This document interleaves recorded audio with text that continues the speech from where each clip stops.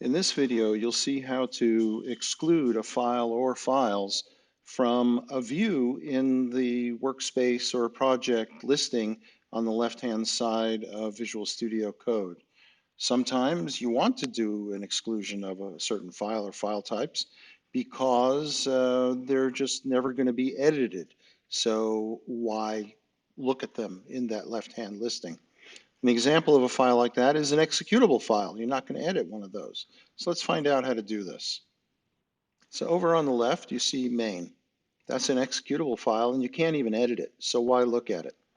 So bring up the settings, control comma or command comma. Type in EXCLU or perhaps and exclude, and then the add pattern button. We'll click on a second from now, but make sure it's in the workspace instead of user, which affects everything. So add pattern, type in */main, and once I hit OK, it's going to disappear on the left. Awesome.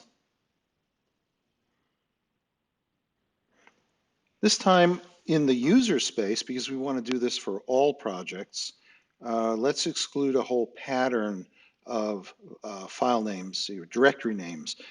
A pattern means anything that matches a certain pattern. So over on the left, take a look. There's these DSIM files. Actually, it's a directory, and they don't do us any good. So let's exclude them.